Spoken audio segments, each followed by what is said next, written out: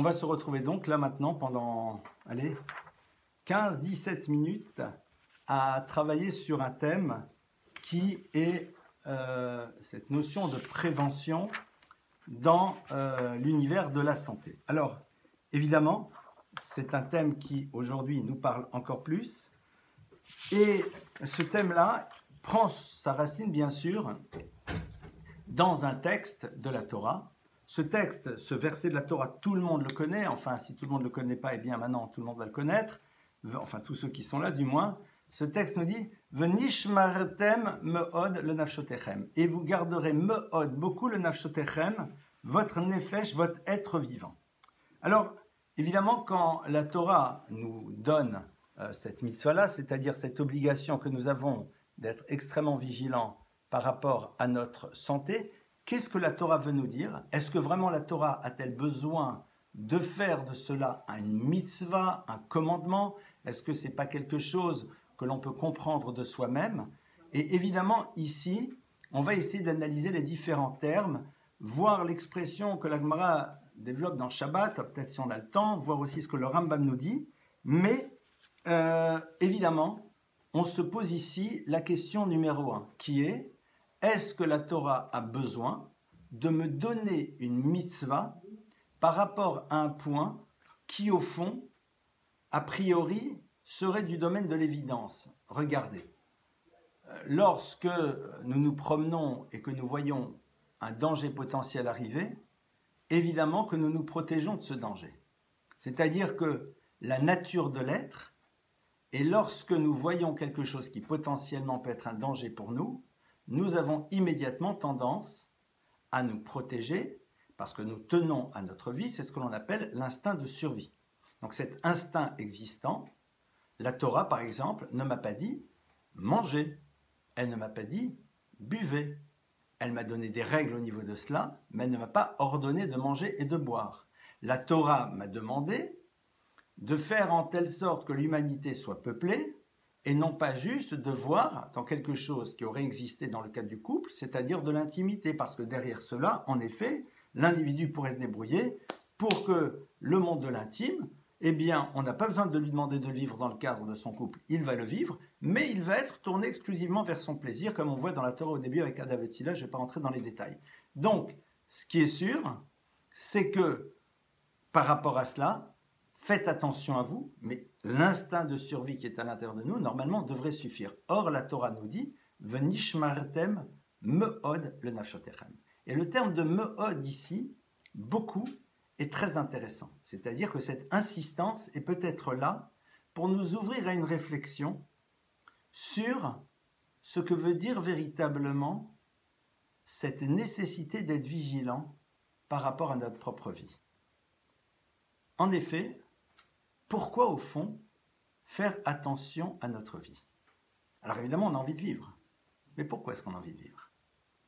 Pourquoi est-ce qu'on a envie de vivre? Quelle est la raison profonde qui agite ce désir de vie?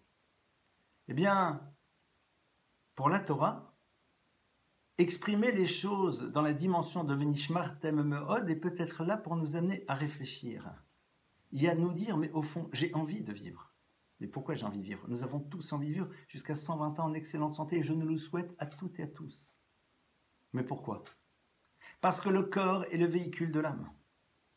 Et parce que si le corps n'est pas là, l'âme ne peut pas remplir sa mission. Et c'est la raison pour laquelle nous sommes tellement vigilants à faire attention à ce corps. Parce que nous savons que sans lui, notre neshama ne peut pas à un moment remplir la mission qui est la sienne à l'intérieur de l'univers. Si ce véhicule n'est pas dans le meilleur état, eh bien, il risque de ne pas pouvoir pleinement et totalement assumer sa responsabilité qui est de nous amener là où notre neshama doit créer et doit réaliser son projet d'existence. Et c'est peut-être, au fond, cela qui doit être en premier lieu présent à l'intérieur de notre tête. Pourquoi? Parce que, comme on l'a vu, l'instinct de survie fait partie de nous-mêmes. Donc personne face à une situation qui potentiellement peut être dangereuse va se laisser aller sauf s'il était fou. Mais être dans une vigilance a priori qui va nous demander donc des renoncements par rapport au plaisir immédiat, c'est là où nous allons nous poser la question de savoir pourquoi nous sommes prêts à renoncer à ce qui est du domaine de l'immédiat pour pouvoir prolonger notre existence dans tout ce qu'elle doit exister pour pouvoir réaliser notre projet. Et je posais la question suivante. Au fond, quelqu'un à qui on dit l'alcool c'est un poison qui tue lentement. La personne va dire c'est bon, ça va, je ne suis pas pressé. Mais quand la Torah nous dit venish martem od lenafshotechem, elle met en balance quoi? Évidemment, pas la personne qui va aller faire tout et n'importe quoi. Ça, c'est nous, dans notre jeunesse, ouais, c'est bon. Mais pour l'adulte, on ne va pas faire tout et n'importe quoi. Mais c'est une réflexion sur quoi? Sur la confrontation que j'ai entre le renoncement au plaisir immédiat et le désir de vivre pour pouvoir faire exister au maximum mon projet. Oui, je ne vais pas manger telle et telle chose. Pourtant, cette chose-là va me donner du plaisir. Mais je sais très bien que ce plaisir peut potentiellement, à terme, éventuellement me poser problème et donc m'empêcher d'être dans la plénitude de moi-même pour pouvoir faire ce que je dois faire. Et ça m'embête. Il y a une histoire incroyable qui s'est passée entre le Bach et le Taz. Je crois que c'est le Bach. Alors, j'ai peur de dire une bêtise, donc je ne sais plus si c'est le Taz qui a amené un jour son beau-père le Bach en Din Torah. Il amène au tribunal, c'est son beau-père. Ah, pourquoi? Eh bien, il lui dit parce que tu t'étais engagé au début de mon mariage à t'occuper de nous entretenir, comme ça se passait souvent à l'époque, quand quelqu'un, un gendre, étudiait la Torah, le beau-père s'en occupait. Et il dit, et tu m'avais dit, et tu t'étais engagé à me donner tous les jours à manger de la viande, parce que la viande était considérée comme étant quelque chose qui donne de la force et de l'énergie. Et il dit, hier tu m'as donné du poumon. Et moi je considère que le poumon c'est pas de la viande. C'est pour ça que vous allez discuter. Surprenant. Et le Beth Din statue et dit, oui, le poumon c'est de la viande. Et à ce moment-là, ce maître regarde son beau-père et lui dit, eh bien je suis très heureux de l'apprendre. Et je vais te dire pourquoi. Parce que hier, tu m'as donné à manger cela, je n'ai aucun problème. Mais je me suis rendu compte que j'avais pas les énergies habituelles. Et je me suis dit, waouh, si ce manque d'énergie que j'ai au quotidien provient du fait que l'on ne m'a pas donné la nourriture adéquate aujourd'hui, le responsable, ça sera mon beau-père. Et dans ce cas-là, ça m'embête beaucoup. Le fait que le tribunal statue de manière claire que cela est considéré comme de la viande montre bien qu'en vérité, tu as rempli ta responsabilité et que si à un moment je ne me suis pas senti en super forme, c'est qu'il y a d'autres raisons et ça, on va le mettre de côté. Mais ça veut dire quoi? C'est que pour cette personne-là, consommer, manger, ce que l'on pensait être la meilleure des choses pour l'individu, n'avait de sens que dans la mesure où ce qu'il allait consommer allait lui permettre d'être dans une forme optimale. Pourquoi? Pour réaliser, construire et faire le projet qui était le sien. Et donc à partir de cela, cette mitzvah de Venishmartem Mod Nafshotechem ne peut exister que pour celui qui sait pourquoi il a envie. Pourquoi j'ai envie? Pourquoi j'ai envie d'être en forme? J'ai envie d'être en forme pour pouvoir me lever le matin tôt et pour pouvoir prier, pour pouvoir étudier. Oui, en effet. C'est cela qui motive le Venishmartem Od Nafshotechem. Parce qu'on a tellement de choses à réaliser, on a tellement de choses à construire, on a tellement de choses à faire pour pouvoir me sentir le mieux possible, pour pouvoir être le plus sympathique possible. Parce que quand tu n'es pas épuisé de fatigue, quand tu prends du temps pour toi, eh bien, au bout d'un moment, ça se ressent au niveau de tes relations avec les autres. Venishmartem Od Nafshotechem pour faire plaisir à ton conjoint, parce que tu dois lui faire plaisir. Venishmartem Od Nafshotechem parce que cette cigarette, eh bien, à terme, elle est toxique. Et tu le sais, même si maintenant, elle est l'expression d'un plaisir. Rav Moshe Feinstein, eh bien, à son époque, on ne savait pas que l'on ne pouvait pas fumer, que ce n'était pas bon pour la santé.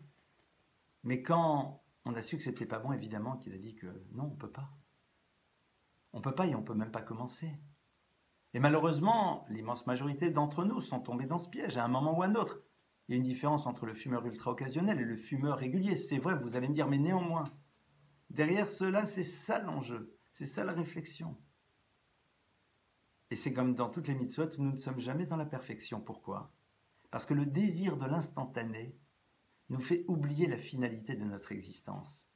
C'est ce que dans certains univers on appelle le carpe diem, et le carpe diem n'est pas nécessairement dans le monde dans lequel, eh bien, on est dans le domaine de l'interdit.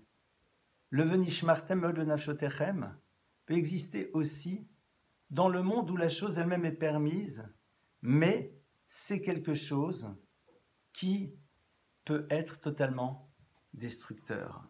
Venishmartem od lenafshotechem doit être compris au sens premier du terme. Évidemment qu'il peut y avoir beaucoup de symbolique derrière. Il peut y avoir la vigilance par rapport à ce que l'on regarde, qui peut à un moment obscurcir notre âme. Il y a évidemment la vigilance à avoir par rapport à tous les regards, toutes les visions toxiques pour l'individu, c'est sûr. Mais ceux-ci sont déjà cités dans d'autres textes. Et là, comme dit le Rambam, beaucoup de choses des Chachamim nous ont interdit de les faire parce que c'est dangereux, c'est potentiellement dangereux. Ça veut dire que les Chachamim ont dit Assour, c'est interdit. Et là, évidemment, le Rambam va commencer à développer, et je ne vais pas rentrer maintenant dans tous les détails, mais c'est très intéressant de voir que Asrou Chachamim, les Chachamim ont été aussaires, c'est-à-dire c'est interdit, tu n'as pas le droit. Tu n'as pas le droit. Pourquoi ? Parce que de quel droit tu te permets d'abîmer le véhicule de l'âme qui a été mis à ta disposition par le Créateur? Imaginez un parent qui donne à un enfant une voiture et lui dit cette voiture va te permettre d'arriver de Paris jusqu'à je ne sais trop où, très loin en Europe, voire même en Israël, en passant par... Bon, là-bas c'est un peu compliqué. Et cet enfant utilise la voiture pour faire un rodéo, pour faire que sais-je, pour monter dans des montagnes avec... Et bien sûr, il ne peut pas arriver jusqu'au bout. Et il dit, papa, j'ai pas pu. Et papa dit, mais tu as suivi les indications. Je t'avais donné un certain nombre de règles. Tu n'as pas voulu les suivre. Qu'est-ce que je dois faire maintenant? Et évidemment que cette mitzvah de Venishmartem od lenafshotechem, c'est quoi aussi? C'est celle dans laquelle on doit prier tous les jours pour préserver. Et il y a donc ici deux choses.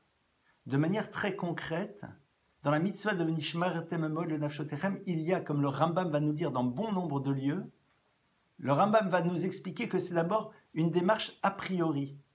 C'est-à-dire ce n'est pas juste ne pas avoir de comportement toxique, mais c'est aussi faire ce qu'il faut pour pouvoir être en meilleure forme possible. Et d'ailleurs, nous voyons un texte du Talmud dans lequel un maître se lève et dit à ses élèves, je vais maintenant aller faire une grande mitzvah, je vais accomplir une mitzvah. Et les élèves sont intéressés, qu'est-ce que leur maître va faire comme mitzvah maintenant? Et le maître leur dit, je vais aller au bain public, c'est-à-dire, je vais faire du chesed, je vais faire du bien à ce corps qui est le mien, et qui, à travers ce temps que je vais prendre pour m'occuper de lui, pourra me permettre par la suite de pouvoir encore mieux faire ce que je dois faire à l'intérieur de ce monde. Il y a parfois, et surtout chez des personnes qui se disent être pratiquantes, ou qui le sont peut-être, eh bien une forme de mépris et de dédain pour le corps. Nous voyons que les Chachamim ont même réfléchi sur le nombre d'heures de sommeil que nous devons avoir et qui doivent être, suivant les poskim, nos maîtres, adaptés à notre réalité à nous. Il n'y a rien de pire que de vouloir dormir ce que l'autre dort alors que nous avons besoin de beaucoup plus de sommeil que lui. On est dans un monde dans lequel on a l'impression qu'être dans l'expression du mépris du corps dans le monde de la religion, c'est une forme d'élévation spirituelle. C'est exactement le contraire. C'est l'oubli de la place et de l'importance qu'il occupe à l'intérieur du projet qui est le nôtre. Cette notion de shmira, d'être shomer, le nafshotechem, de garder. Eh bien, le terme de shomer qui veut dire garder, c'est un terme qui est très intéressant parce que c'est un terme avec lequel vous pouvez faire d'autres mots. Et ces autres mots sont Roshem et Morish. Ce sont les mêmes lettres mais organisées autrement. Roshem, ça veut dire noter. Morish, ça veut dire faire hériter. Garder, noter, faire hériter. Shomer, Roshem, Morish. Quel rapport il y a entre les trois? J'ai l'impression que le rapport entre les trois termes, il est simple. C'est la notion de valeur et d'importance. Vous notez une chose si elle est importante. on fait hériter une chose qui a une valeur, même parfois symbolique. Et quand on garde une chose, c'est que cette chose a de l'importance.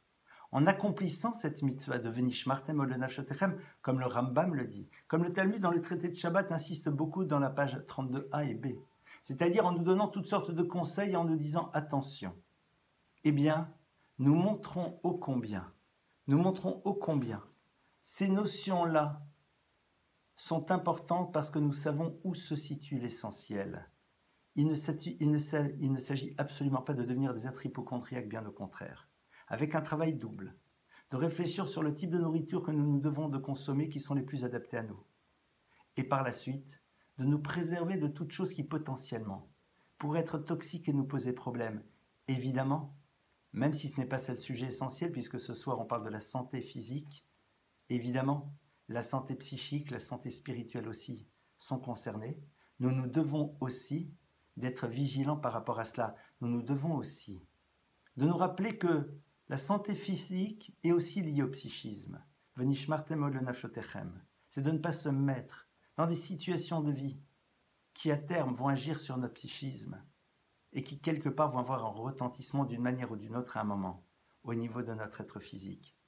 Ne pas aller voir certains spectacles, ne pas se confronter à certaines réalités auxquelles on n'a pas besoin de nous confronter et qui quelque part laissent des traces. Et ces traces, évidemment, ont aussi un retentissement parce que l'on ne peut pas, à un moment, s'imaginer que le cerveau n'est pas un élément physique de l'être.